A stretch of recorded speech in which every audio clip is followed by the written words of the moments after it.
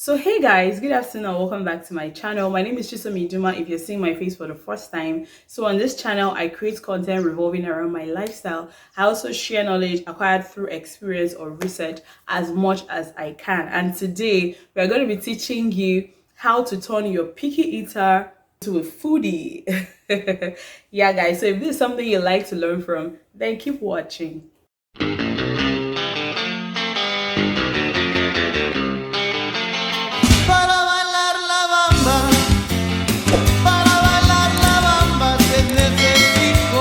Hey, welcome back. So I've just completed your 6 months of exclusive breastfeeding and you feel like you should get a round of applause. Please, a round of applause. Or you formula fed and breastfed, or you just formula fed. However you did it but for the first 6 months, your baby is not supposed to take solids, and because your baby somehow instinctively just takes liquid easily, you feel like it's going to be equally easy handling solids, right?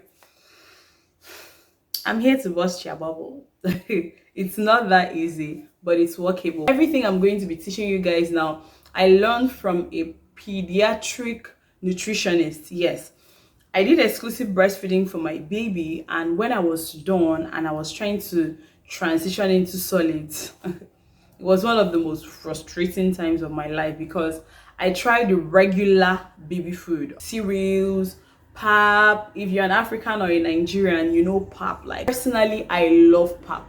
This morning, I took pap. I love pap. So I just took it to be that my baby would naturally love pap. My baby didn't want to have anything to do with pap. She didn't want to have anything to do with baby cereals. So I had to reach out to a pediatric nutritionist. I actually paid for a seminar and I ran a full course. And it's what I learned from that I'm sharing with you guys on this free masterclass. And I'm going to teach you how to handle your picky eater, or you have an older kid, 2 years, and you've noticed that this child just does not want to eat.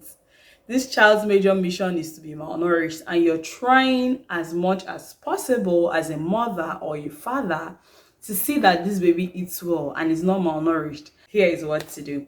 So the first one is speak your baby's language. What is your baby's feeding language? There are some babies who need music to feed. Melon has been saving lives for ages. You could be playing One Little Duck Went Swimming One Day Over the Hills and Far Away. And as you're singing along or while the music is playing, they'll be feeding because it's fun and they are seeing all of them bright colors, and you can actually make it interactive. If you have someone with you, anybody around you, that person could be dancing, that person could be doing this or doing that, and your baby will be eating while they are doing that. You also need distraction. There are some babies who, while they are distracted, you just sneaking one spoon and then they are doing something, you distract them again, you do like you're doing this. Maybe you could be dancing or you could be hitting something, creating a sound, and while that distracts them, you're just sneaking a spoon. They don't even know, they swallow it and they keep looking at that thing. It could be distraction for your baby. It could also be mimicry. Now, this actually works with a lot of children. You notice that you have a baby in the house, that baby doesn't eat. No matter what you try, your baby doesn't eat. But the moment your baby starts school, crèche, or daycare, your baby's appetite and feeding pattern improves. That's because a lot of babies work well with mimicry. They want to do what they see another person doing. So usually if this is your first baby and you don't have another baby to feed as you feed them alongside, you could actually feed yourself. You eat as you feed them. So you're like, I'm taking carrots, it's good for my health. Take carrots, it's good for your health. I'm taking pap, it's good for my health. Take pap. Sometimes another thing I do is, if I have objects here, okay, let me use my facial features. If I have objects here, I'm like, okay, eyes, take your spoon, and then she's looking. Nose, take your spoon, and she's looking. Mouth, take your own, and then she's looking. And say, Didi, take your own, and then she eats, See, motherhood, will humble you. Motherhood is a whole amazing roller coaster of a journey, and these things actually work. So identify what your baby's feeding pattern is and try to follow it. Okay, now number 2 is modify that meal Yes, I'm going to be talking more on African recipes because that's what I'm used to. I'm a proud African, a proud Nigerian babe. Okay, so like there are some staple foods that are commonly used to wean baby off breast milk or just start them on solids. You have pap, and some people do pap and granules, pap and crayfish, or pap and formula. Some people also do mashed avocado and carrots, or mashed avocado and banana. Some people also do pap and egg yolk. However, so what I mean by modify your recipe is this: you give your baby pap and granules, and then your baby doesn't like it. Don't say, ah, my baby hates pap. Try pap and egg yolk. If your baby doesn't like it, try pap and avocado. If your baby doesn't like it, try avocado and something else. Do you understand? So don't just feed your baby one thing and expect your baby to enjoy it or love it. If your baby does not like that, try something else. Try to add something to it. Just see how you can alter it and try again. As you keep trying, you will discover the one your baby likes. And now let me say one funny thing: your baby could actually eat avocado and bananas like a pro today. Like he or she gulps it while they are eating, they're even scratching their head. Oh, this is going to the right place. And then you feel like, woo, I've gotten it. Tomorrow you decide to feed them that same meal and they're looking at you like, sister, I don't like avocado. Can't you remember? You still have to try. It's like a whole journey. Okay, by the time your baby gets to about a year plus, you would have discovered some of the things that works for them. Okay, yes. Okay, point 3 is make meal time fun time and feed more frequently. Yes, so if your baby is a picky eater, chances are your baby isn't eating as much as you want them to. Don't be bothered. Just try to incorporate fun. What do they like? Do they like dancing, like I said earlier? Do they like music? Do they like someone just making a lot of arm movements? I discovered my baby likes when people make a lot of arm movements in front of her, like anything to catch her attention. You wave something, you do this, it makes her laugh. Baby could actually also like something in motion. A lot of babies like to look at the ceiling fan, that motion it makes, or something in motion. If it's something that makes them laugh, something they find funny, and then you try to also feed them frequently, you realize that in their psyche they now see meal time as fun time, so they actually look forward to it. Okay, every baby is unique. Every baby has their own distinct characteristics. Don't force anything on any child because the other child is doing like this.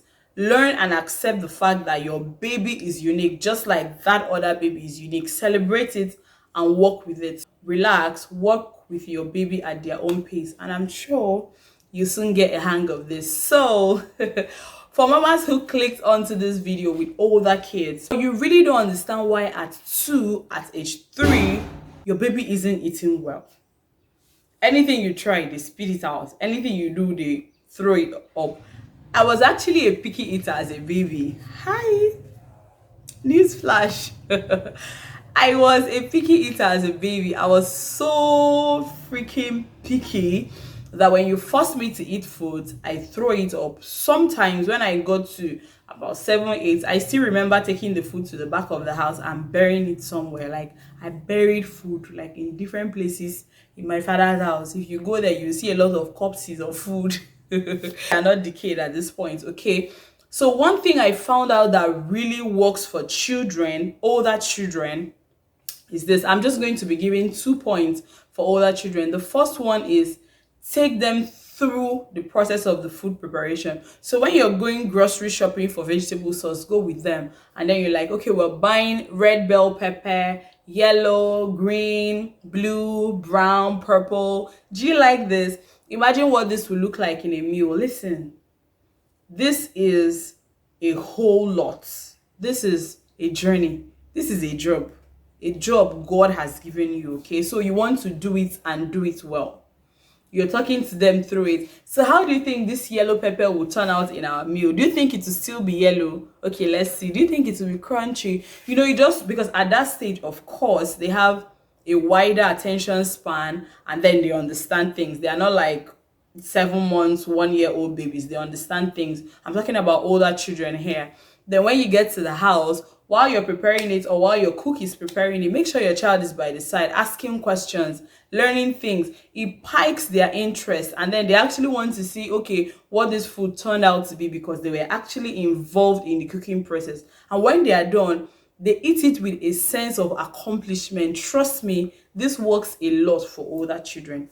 Secondly, allow them to choose. Research has shown that when offered 2 or 3 different healthy meals, a child always goes for a healthy choice. So don't always feed your child vegetable soup and garri because that's what you like, or that's what his or her father likes. And you just, because you feel like, okay, this child has gotten to this point where we should all sit at the table and eat, no, allow your child to choose. Okay, that's where you can afford choice. Okay, allow your child to choose. If you want to give them rice and sauce, and at that point they want to eat potato porridge, kindly oblige them. Okay, and then finally, make sure that when it's feeding time for older children, everyone gets to eat together. You don't just instill good values, on the table. That's the time to talk. I know you will say don't talk while eating, but the rule is actually don't talk with food in your mouth. Okay, when you discuss while eating, it hits different. You get what I'm saying now? Yes, that will also help your child to eat better. I'd like to say keep at it. It always gets better with time. If you enjoyed or you're going to try out everything you've been taught in this video, kindly let me know in the comment section. Like this video, subscribe if you haven't done so, and I'll see you in my next one. Bye.